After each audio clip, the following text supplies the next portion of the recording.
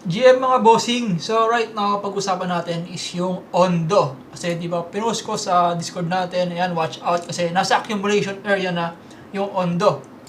Kasi kung makikita natin, price action wise, okay, wala tayong masyadong gagamitin dito, price action lang.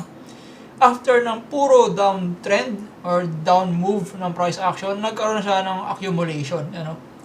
Hindi na siya bumabagsak. Okay? So, hindi na to bago yung ganitong scenario. Nakita ko na to before sa maraming pairs. So, example natin is itong link. Pakita ko sa inyo. Yun lang ang nangyari sa kanya. Yan. Same. After ng puro downtrend moves, nagkaroon siya ng accumulation. Pero kaya hindi ko sinasuggest na bumili agad kasi tignan nyo to From May 2022 hanggang October 2023 bago siya nag-breakout. Pero ikaw, kung gusto mo, kung okay lang sa'yo mag-hold ng ganyang katagal, okay lang naman, wala kang problema. Pwede nga mag-DCA dyan kasi spot naman, okay? So, spot yung pinag-uusapan natin dito So, eto yung inaantay kong mangyari. Magkaroon ng accumulation, manipulation, at saka distribution.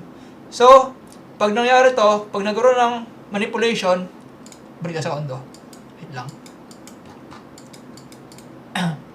Yan. Diba ganyan na yung nangyayari?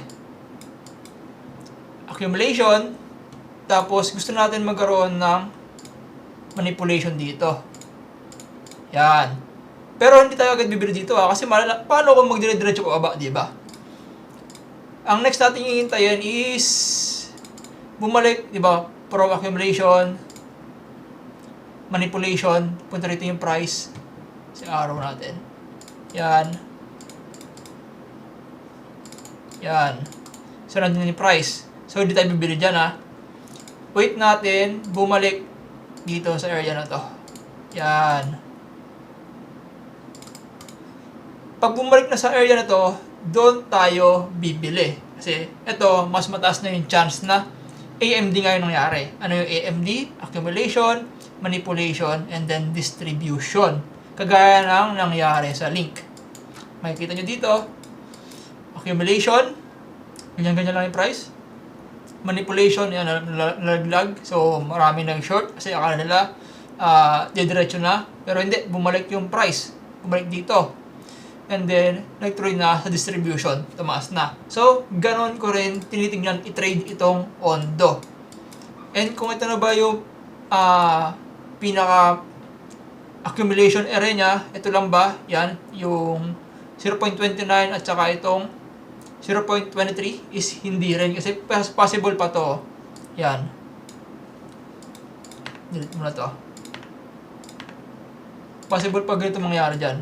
Binibigyan ko na kayo ng mga possible scenario. Yan. Possible, ganyan-ganyan. Tapos yan.